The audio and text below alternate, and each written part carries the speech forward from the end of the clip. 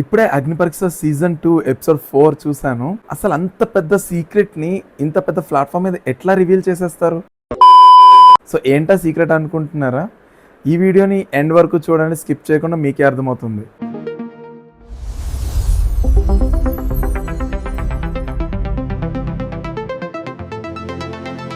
Welcome back to our channel జీఎన్కే.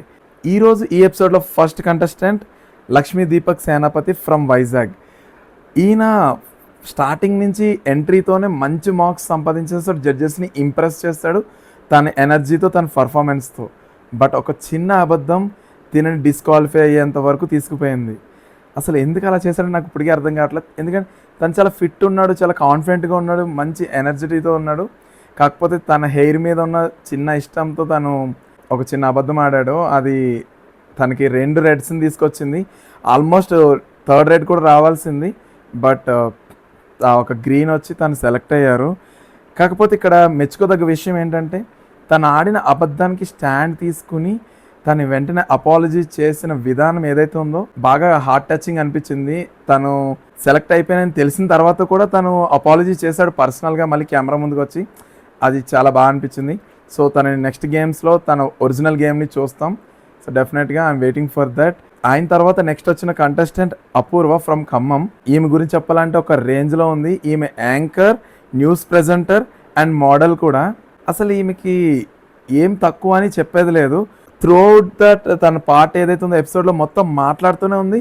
And ఇంకొక major విషయం ఏంటంటే వచ్చిన విత్ ఇన్ మినిట్స్లో తిని గ్రీన్ తీసుకుంది. అసలు ఎక్స్పెక్ట్ చేయలేదు ఇప్పటి వరకు ఎన్ని 4 ఎపిసోడ్స్లో విత్ ఇన్ మినిట్స్లో గ్రీన్ సిగ్నల్ తీసుకున్న ఫస్ట్ కంటెస్టెంట్ తిననే. కాకపోతే వెంటనే తిను 3 గ్రీన్ సిగ్నల్స్ తీసుకుని సెలెక్ట్ అయిపోతుంది డైరెక్ట్గా అగ్నిపరీక్ష 15 మెంబర్స్లో అనుకున్నాం. బట్ ఏదైతే అభిజిత్తో వచ్చిన చిన్న కన్వర్జేషన్ ఉందో అందులో యూజ్ చేసిన చిన్న పాయింట్స్ వల్ల తినకి అవి బ్యాక్ ఫైర్ అయ్యాయి. సో అక్కడ తిను కొంచెం తడబడ్డారు అనుకున్నాం. బట్ తను చెప్పిన ప్రతి పాయింట్ తప్ప రైట్ అనేది పక్కన పెడితే తను స్టాండ్ తీసుకుని ఆ నిలబడిన విధానం, కాన్ఫిడెన్స్తో ఉన్నారు. అండ్ చాలా క్యాపబిలిటీ ఉన్న మనిషి. ఎందుకంటే తను చూసిన అప్స్ అండ్ డౌన్స్ వల్లనో లేదంటే ఫ్యామిలీ నేచర్ వల్లనో అది అలవాటు అయ్యింది అనుకుంటా. చాలా అంటే చాలా కసిగా ఉన్నారు బిగ్ బాస్లోకి వెళ్ళాలని. సో ఫైనల్గా ఆమె అయితే హాఫ్ సెలెక్ట్ అయిపోయి నెక్స్ట్ గేమ్స్కి రెడీ అయ్యారు. సో ఆమె గేమ్ని మనం కంపల్సరీ నెక్స్ట్ మనం బాగా ఎంజాయ్ చేస్తాం. ఎందుకంటే ఆమె మాట్లాడుతుంటే జడ్జెస్ ఆపి గ్యాప్ తీసుకుని నవ్విన సిచ్యువేషన్స్ కూడా ఉన్నాయి.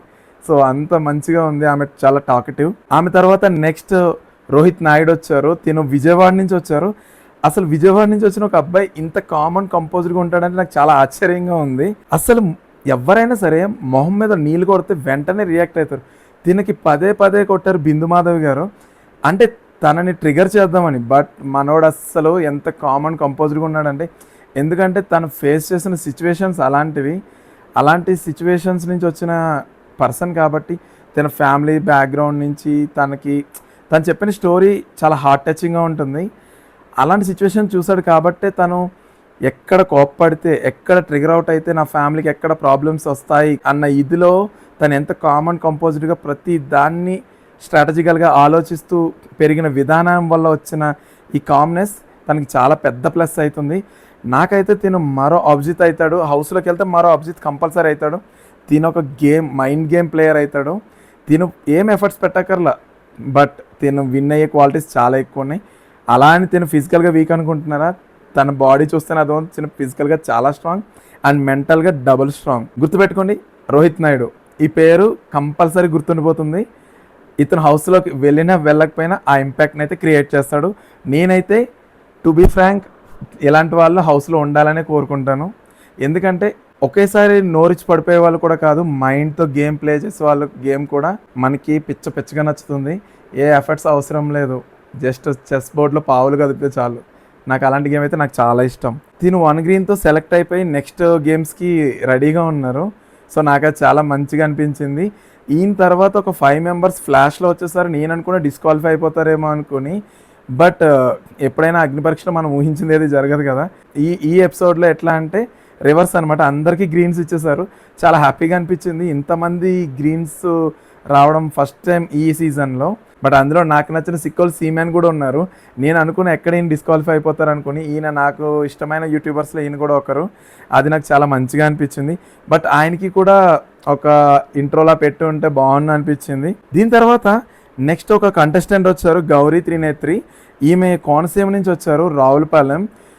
అసలు ఈ ఎంటైర్ ఎపిసోడ్లో బిగ్గెస్ట్ ట్విస్ట్ ఏంటనేది ఇప్పుడే మీకు రివీల్ అవుతుంది, జాగ్రత్తగా వినండి. ఈమె రావడంతోనే గోదావరి కట్టు బొట్టు, ఆ మాట, ఆ నాట్యం, అసలు ఒక రేంజ్లో ఉన్నారు ఈవిడ.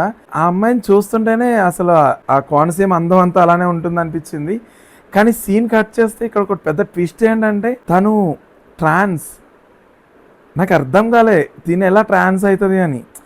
కానీ తన కరేజ్ ఏంటంటే తను ఇన్ని రోజులు దాచిపెట్టుకున్న పెద్ద సీక్రెట్ని ఇంత పెద్ద ప్లాట్ఫామ్ మీద ఎట్లా రివీల్ చేసిందనేది నాకు ఇప్పటికీ అర్థం కావట్లే. కానీ ఆ కరేజ్ నాకు ఎంత బాగా నచ్చిందంటే చాలా ప్రౌడ్ మూమెంట్. తనని ఇంతవరకు తీసుకురావడానికి తన ఫ్యామిలీ ఎంత సపోర్ట్ చేస్తుంటారో నేను ఊహించుకోగలను. వాళ్ళని చూసినా కూడా చాలా ప్రౌడ్ అనిపిస్తుంది. నిజంగా చాలా మెచ్చుకునే విషయం ఇక్కడ.